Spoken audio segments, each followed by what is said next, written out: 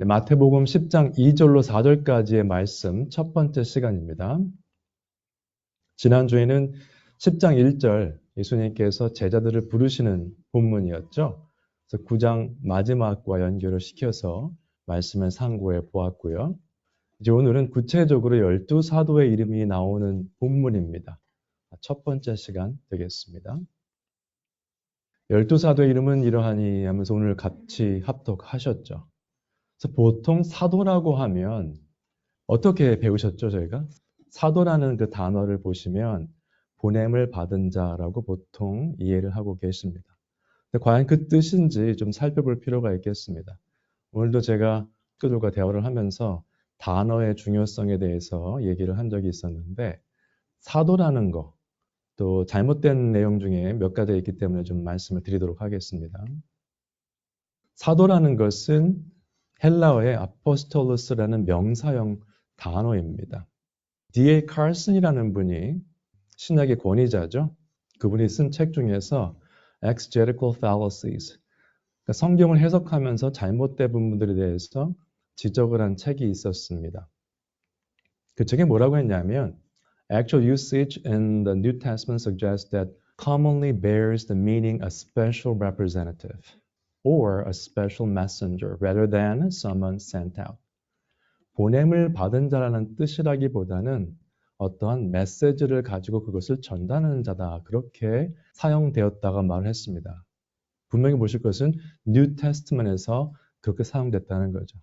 이 단어는 성경 말씀에만 국한된 단어가 아니고 예를 들어서 일리아드, 오디세이를 쓴 호모라든가 이런 사람들이 쓴 성경 외적인 책에서도 많이 사용되는 단어예요. 거기에서는 동사형으로 보게 되면 보낸다, 보냄을 받은 사람이다 이렇게 사용이 됐습니다. 성경 밖에서는.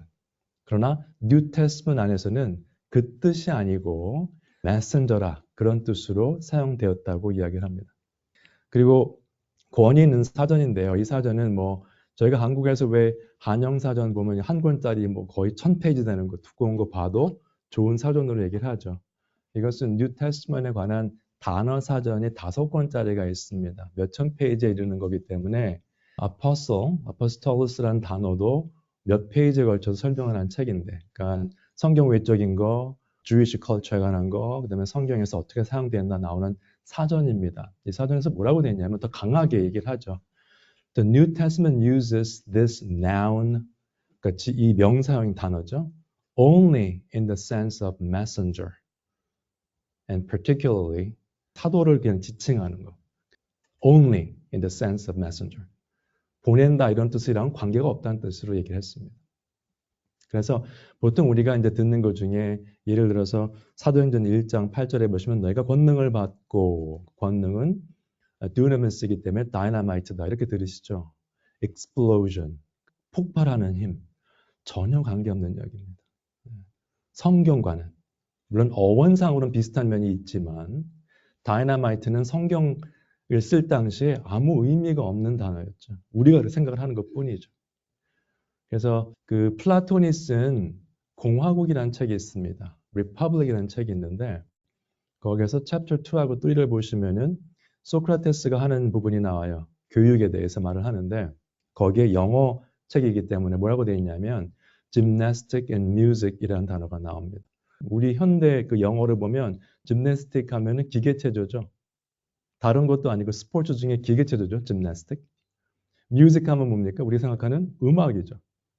그런 뜻이 아닙니다. 리퍼블릭에서. 그래서 단어를 우리가 지금 현재 쓰는 단어와 연결시켜서 보시는 경우가 많은데 성경적으로 뭐라고 되어 있나. 그래서 그런 것들을 어원뿐만 아니라 그 시대에 그 단어들이 어떻게 사용됐나를 알아야만 내가 읽는 것이 무엇인지를 이해를 할 수가 있습니다. 무조건 사도라면 보냄받은 자. 성경에서는 그렇게 안 써 있는데 그렇게 많이 들으셨을 거예요. 그러면 그 목사들은 어떻게 된 거죠? 남들이 말한 거 듣고 그대로 또 그냥 전한 것뿐이에요. 본인들이 공부하지 아니하고. 그 단어의 뜻이 무엇인지 살펴보지 아니하고 들은 대로 전했을 뿐입니다.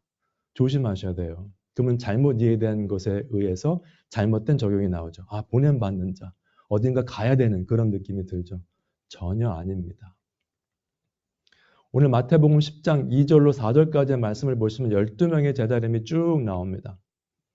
근데 같은 리스트가 마가복음과 누가복음에 2번 더 등장합니다. 물론 사도행전 1장에 보시면 나오죠. 한 번 더. 사도행전 1장에는 누가 빠졌을까요? 가룟 유다가 빠졌죠. 어쨌거나 사복음서에 이렇게 3번 등장하는데 항상 처음에 베드로로 시작해서 가룟 유다로 끝납니다. 어디에도 가룟 유다를 처음에 나오거나 중간에 나오는 부분은 없어요. 그래서 마가복음, 누가복음 다 베드로로 시작해서 가룟 유다로 끝이 납니다. 리스트가. 그래서 세 그룹으로 볼 수가 있는데 4명, 4명, 4명에서 첫 번째 그룹을 보면 순서는 다를 수 있지만 항상 베드로가 제일 먼저 나오죠. 두 번째 그룹도 순서는 조금 다를 수 있어요. 그러나 항상 빌립이 제일 먼저 나옵니다. 세 번째 그룹 보시면 야고보가 또 제일 먼저 나옵니다. 그래서 어떤 신학자들, 목사님 중에서 존 맥카터 같은 분은 각 그룹마다 또 리더가 있었다 이렇게 얘기를 합니다. 제자들은 많았지만은 12사도를 예수님께서 이렇게 뽑으신 것을 보시면 분명히 따르는 사람들은 더 있을 수 있겠지만은 그 직접적인 사역을 맡긴 사람들은 사도들이었다. 훈련을 받은 사람들이죠. 3년 동안. 근데 마가복음 3장에 보시면은 야고보, 다데오, 시몬, 가룟, 유다 되어 있는데 누가복음에는 야고보, 시몬, 유다, 가룟, 유다 되어 있습니다. 다데오가 없어요. 그래서 마가복음에 나오는 다데오가 누가복음에 나오는 유다라고 생각하시면 됩니다. 거기에 나오는 유다, 그 유다는 요한복음 14장에 보시면은 질문하는 게 나와요. 유다, 가룟이 아닌 유다라고 나옵니다. 그래서 그 제자 중에 한 명이기 때문에 다데오로 보시면 되겠습니다. 그래서 오늘은 12명의 제자 중에서 저희가 뭐 한 명씩 다 볼 수는 없고요. 가장 대표적인 베드로에 대해서 한번 살펴보도록 하겠습니다. 요한복음 1장에 보시면은 빌립은 안드레와 베드로와 한 동네 벳세다 사람이다 라고 되어 있습니다. 그 안드레와 베드로도 벳세다 사람이라는 이야기죠. 벳세다는 갈릴리 해변 북동쪽에 위치한 작은 마을입니다. 구약에서 베들레헴 하면 뭐죠? 예, 떡집이죠. House of Bread. 베스란 단어가 house란 뜻이거든요. 그래서 여기서 벳세다 하면 이것도 사실은 아람어인데 뭐 히브리어에서 많이 사용되기 때문에 House of Fishing, 어부들이 하는 낚시하는 그런 고을이다 생각하시면 돼요. 당연히 어부 출신들이 있었죠. 그리고 사도행전 15장에 보시면은 베드로를 이렇게 소개합니다. 하나님이 처음으로 이방인 중에서 자기 이름을 위할 백성을 취하시려고 그들을 돌보신 것을 시므온이 말하였으니, 여기 있는 시므온은 야곱의 아들일 수가 없죠. 신약이기 때문에. 그래서 여기서 말하는 시므온이 누구냐? 베드로입니다. 그래서 베드로는 시몬이라고도 나오죠. 시므온은 히브리어인데 시몬은 헬라어입니다. 발음이 비슷하기 때문에 뜻이 같은 것은 아닌데 발음이 비슷하기 때문에 사이먼, 시몬이라고 얘기를 합니다. 근데 재밌는 것은 신학에서 말하는 시몬은 코가 납작한 자라는 뜻입니다. 코가 납작했는지 모르겠지만 그 시몬이 이름이 굉장히 흔한 이름이었어요. 신약시대 때. 그래서 성경에만 10명 이상 시몬이 나옵니다. 그 어떤 시몬인지 알 수가 없죠. 제가 영어 이름이 피터인데 그렇게 한 이유가 뭐냐면 저희 집에 5형제가 있습니다. 그런데 미국에 왔는데 미국에 오니까 이름을 보통 first name하고 middle initial 하잖아요. 그러니까 제가 상용하지 않고 생, Y, sim 했습니다. 저희 형들도 어떻게 했을까요? 생, H, sim, 생, M, sim. 그러니까 생이 5명이에요. 그래서 할 수 없이 이름을 피터로 first name을 바꿨습니다. 시몬도 그냥 시몬 하면 성경에 누군지 알 수가 없어요. 10명 이상 나오기 때문에. 그리고 베드로라는 그 뜻이 반석이다. 예수님께서 지어주신 이름이고 그 반석이란 것이 이름이라기보다는 그 아람어로 볼 때 반석이라는 뜻을 하는 것이 게바입니다. 그것도 아람어인데 같은 뜻으로 보시면 되겠습니다. 그래서 이렇게 여러 가지 이름으로 불렸던 것이 베드로였습니다. 그래서 마가복음에 보시면은 성경 곳곳에 나오지만은 예수님과 베드로의 관계를 볼 필요가 있어요. 가장 먼저 등장하기 때문에 예수님과 굉장히 친했을 것이다. 맞습니다. 마가복음에 보시면 엿새 후에 예수께서 베드로와 야고보와 요한을 데리시고 따로 높은 산에 올라가셨더니 그들 앞에서 변형되사 변화산의 그런 사건을 기록하실 때 베드로, 야고보, 요한을 데리고 가셨어요. 어디를 가시나 일반적으로 그 세 명이 늘 같이 가까운 곳에 있었습니다. 12제자 중에서도 가장 친했어요. 그래서 마지막에 그 마가복음 14장에 보시면은 예수님께서 겟세마네 동산에 가셔서 힘드셨잖아요. 기도하시면서. 그때에도 베드로와 야고보와 요한을 데리고 가셨습니다. 가까운 곳으로. 너희는 여기에 머물러 깨어 있으라 하시고 나중에 보시니까 다들 자고 있었죠. 그 제자들이. 안타깝게도. 예수님은 지금 마음에 심히 고민하여 죽게 되신 상황인데 제자들은 전혀 관심이 없었던 것 같습니다. 어쨌거나 예수님이 힘드실 때, 예수님이 사역하실 때 늘 같이 동행했던 그 세 명, 특별히 베드로는 함께 있었다는 것을 보시면 되고요. 누가복음에 보시면은 어떤 비유를 말씀하실 때 베드로가 여짜오되 주께서 이 비유를 우리에게 하심이니까 모든 사람에게 하심이니까 질문도 많이 했습니다. 아마 이 제자들 중에서 예수님께 질문하고 답변하고 이런 걸 제일 많이 한 게 베드로였던 것 같아요. 그 마태복음 16장에 보시면 너희는 나를 누구냐 할 때 베드로가 참 그런 훌륭한 신앙 고백을 했죠. 예수께서 대답하여 이르시되 바요나 시모나 내가 복이 있도다 칭찬받았습니다. 여기서 주의하실 것은 바요나 시모나 하면 그 베드로의 이름이 바요나 시몬인가? 아닙니다. 바르조나입니다. 그러니까 요나의 아들이란 뜻입니다. 물론 요한의 아들이란 표현도 더 많이 나오지만은 여기서는 요나의 아들이란 뜻으로 보셔야 돼요. 저것도 역시 아람어, 히브리어에 사용됐던 단어입니다. 복이 있다 칭찬받았죠. 대답을 잘했어요. 그 다음에 저희 16장 17절의 말씀인데 그 뒤에 쭉 보시면은 예수님께서 고난받으시고 3일 만에 부활하셔야 될 것을 말씀하셨죠. 제자들에게. 그랬더니 그렇게 하시면 안 됩니다. 그러다 야단 맞습니다. 예수께서 돌이키시며 베드로에게 이르시되 사탄아 내 뒤로 물러가라 하셨습니다. 내가 하나님의 일을 생각하지 아니하고 도리어 사람의 일을 생각하는도다라는 야단을 맞았죠. 여기서 하나 배울 것은 물론 예수님과 베드로가 예수님과 친했다고 하지만은 어쨌든 예수님께서 가르치셨던 그 상황은 그 분위기는 제자들이 자신들의 생각을 꺼리낌 없이 말할 수 있는 상황이었다는 거죠. 제가 한국에서 22살까지 있었기 때문에 학교 교육은 다 받았죠, 한국에서. 지금은 많이 바뀌었다고 합니다만 제가 학교 다닐 때는 질문하는 거를 본 적이 없습니다. 어쩌다가 질문하면 야단 맞죠. 옥박지르고. 그러니까 야단 맞는데 누가 질문합니까? 요즘 안 하는 그런 상황이었는데 분명히 예수님께서는 야단을 치시고 하시더라도 칭찬도 하셨지만은 제자들이 편안하게 그것을 얘기할 수 있는 분위기였던 것 같아요. 그게 유대 문화의 학습 방법입니다. 그들은 자기들이 알고 있는 것을 이렇게 싹 가지고 있지 않아요. 다 쉐어합니다. 토론을 통해서. 내가 저쪽 사람이랑 동의를 안 하면 왜 안 하는지 다 연구를 해서 얘기를 하고 다 하다 보니까 발전하게 되죠. 그리고 아시는 것처럼 민족으로 보면 가장 많이 노벨상을 탄 민족이 유대인이죠. 굉장히 크리에이티브한 생각을 하고 그 생각들을 나누다 보니까 혼자 가만히 가지고 있을 때는 발전이 없죠, 별로. 다른 사람들과 토론하다 보니까 틀린 걸로 교정하게 되고 발전하는 그런 일들이 생기는 겁니다. 그래서 여러분들도 어떤 바이블 스터디나 하실 때 마음 놓고 질문하시면 되겠습니다. 그리고 베드로의 삶을 좀 보죠. 보통 천주교에서는 신부들이 결혼을 하지 않습니다.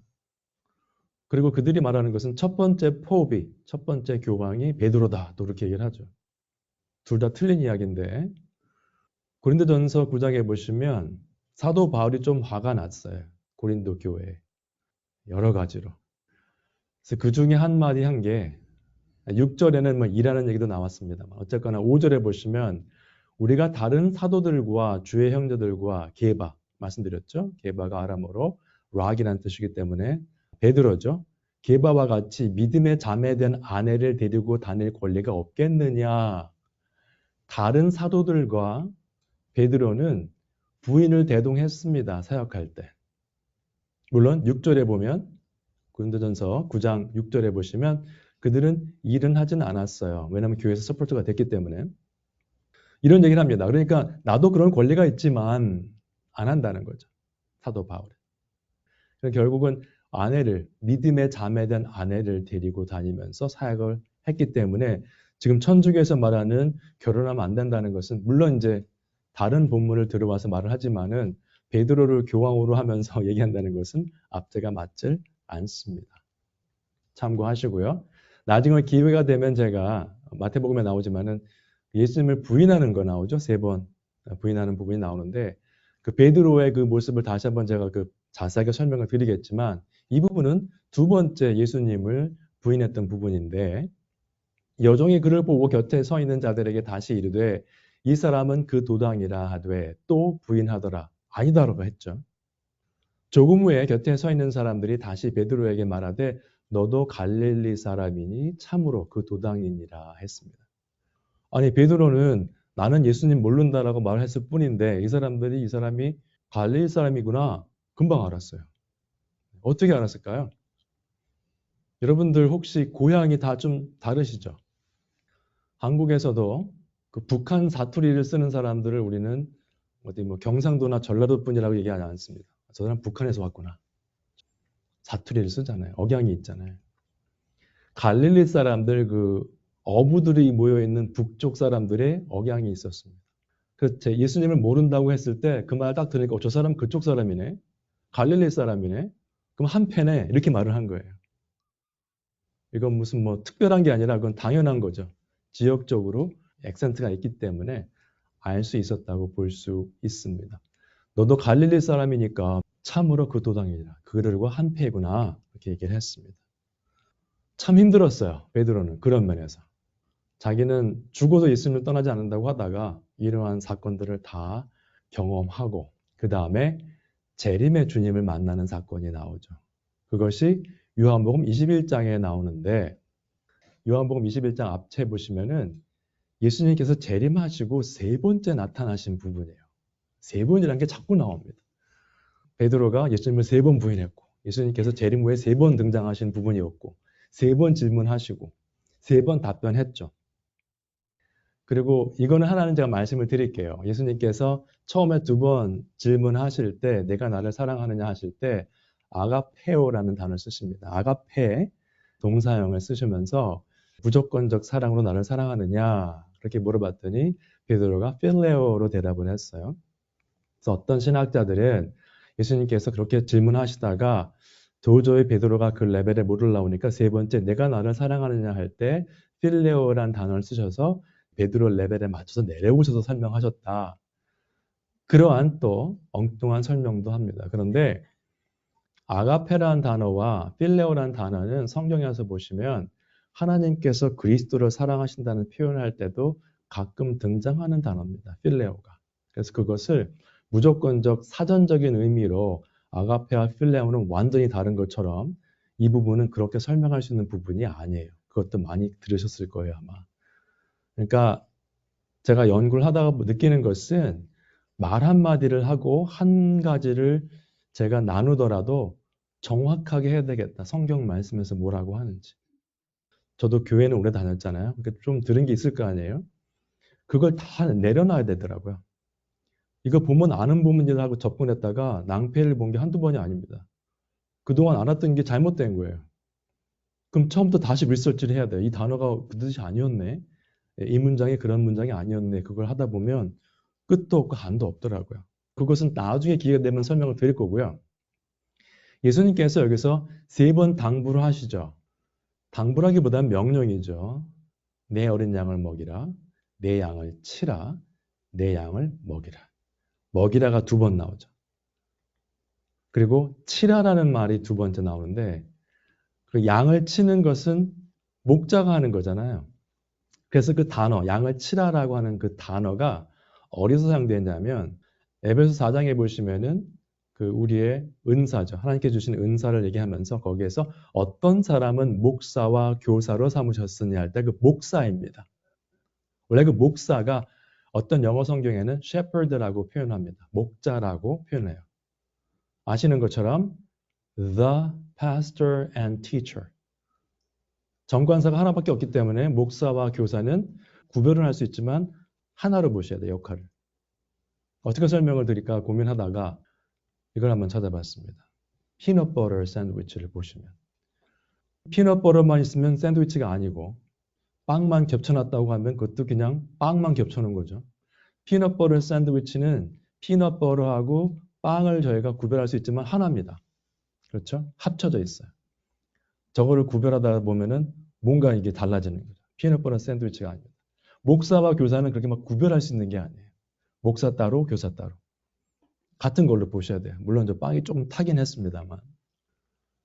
그러면 중요한 것은 무엇으로 어떻게 하나님의 양을 먹일 것인가입니다. 내 양을 먹이라. 내 양을 먹이라. 목자의 역할은 뭡니까? 잔잔한 물가로 푸른 초장으로 인도해서 먹고 마시게 하는 거죠. 무엇으로 어떻게 하나님의 양을 먹일 것인가? 예수님을 기억하셔야 돼요. 우리가 세상적으로 말하는 밥 사주는 게 아닙니다. 물론 밥을 사주는 싫어할 사람들은 없겠지만 그렇죠? 오늘 말씀 나눴던 요한복음 21장 앞에를 보시면 피싱 하는 게 나오죠. 제자들이 지금 예수님이 돌아가시고 십자가 돌아가시고 부활하셨는데 상심해가지고 지금 다시 자기 고향 가서 지금 본업에 종사하고 있었습니다. 시몬 베드로가 올라가서 그물을 육지에 끌어올리니 예수님 말씀대로 했더니 가득히 찬 큰 물고기가 153마리라 이같이 많으나 그물이 찢어지지 아니하였더라. 그래서 우리는 153마리 그 모나미 볼펜에 153가 써 있으니까 그거다. 중요할 수 있고 또 어떤 이단들은 그 지옥의 날수가 153이다. 이런 이단도 있더라고요. 그 넘버를 가지고 막 이상한 해석을 하는 거 조심하셔야 돼요. 153마리인데 그물이 찢어지지 않았습니다. 두 번째 보시면 예수께서 이르시되 와서 조반을 먹으라 하시니 제자들이 주님이신 줄 아는 고로 당신이 누구냐 감히 묻는 자가 없더라. 예수께서 가셔서 떡을 가져다가 그들에게 주시고 생선도 그와 같이 하시니라. 이 스토리를 들으시면 뭐가 기억나십니까? 밤새도록 못 잡았는데 예수님 말씀대로 했더니 그물이 거의 찢어질 지경으로 수많은 물고기를 잡아서 그 생선을 같이 식사했던 그 모습을 상상하실 거예요. 그런데 여기를 보시면 물고기가 지금 주가 아닙니다. 예수님께서 와서 조반을 먹으라 하셨어요. 예수께서 가셔서 떡을 가져왔습니다. 떡을 먼저 가져오셨어요. 미리 준비하신 건지 그들이 가지고 있었던 건지 모르겠지만 예수님께서 가져다가 그들에게 주셨습니다. 그들이 잡은 고기로 예수님을 대접한 장면이 아니에요. 떡이 먼저 나오고 그 다음에 생선도 그와 같이 하시니라. 지금 밥 먹는 거 나오잖아요. 장면이. 조반을 드시는 건데 이들에게 어떤 의미로 왔을까요? 특별히 베드로와 안드레에게. 마태복음 4장에 그들을 부르시면서 이렇게 말씀하셨죠. 나를 따라오라 내가 너희를 사람을 낚는 어부가 되게 하리라 하시니. 너희들은 지금 물고기 잡고 있고 아직도 빵하고 생선만 먹고 있는데 그거 내가 다 줄 테니까 무엇을 먹을까 무엇을 마실까 염려하지 말고 사람을 낚는 어부가 되라 하신 거예요. 물론 사도 바울 같은 경우에 생활이 힘들어서 일을 했던 경우가 있습니다만 그걸 걱정했다고 나와 있지는 않죠. 필요해서 일을 한 거죠. 사도 바울이. 근데 이들은 상심했어요. 마음이 지금 아주 그냥 다운돼가지고 그냥 피쉬만 잡고 있었는데 그나마도 잘 안 됐었죠. 예수님을 다시 뵙기 전까지. 결국은 그들이 생선을 잡아다가 주고 빵을 구워서 나눠준 게 아니라 결국 사도행전 4장에 이렇게 나오죠. 다른 이로서는 구원을 받을 수 없나니 천하 사람 중에 구원을 받을 만한 다른 이름을 우리에게 주신 일이 없음이라 하였더라. 담대하게 전했습니다. 베드로와 요한이. 그랬더니 사람들의 반응이 그 다음 구절에 나오죠. 베드로와 요한이 담대하게 말함을 보고 그들을 본래 학문 없는 범인으로 알았다가 이 사람들은 배운 게 없는 사람들인데 어떻게 이렇게 얘기를 하지? 놀란 거죠. 이상히 여기며 또 전에 예수와 함께 있던 줄도 알고, 예수님과 함께 있었던 것은 알았어요. 그러나 이 사람들은 그 세상적인 눈으로 볼 때 전혀 배운 게 없는 사람들이었습니다. 어부들이었기 때문에. 그러면 12제자가 다 그랬나요? 나중에 예수님의 종이 되었던 사도 바울은 당대 최고의 교육을 받은 사람이었습니다. 그런 면으로 볼 때는 우리의 세상적인 교육, 어떤 세상적으로 뛰어나고 좀 덜 뛰어난 것은 아무 상관이 없다는 겁니다. 사도들은 우리와 특별히 다른 사람이었을까요, 다들? 존 맥컬서가 The 12 Ordinary Men이라는 책을 썼습니다. 12명의 평범한 사람들, 제자들 이야기입니다.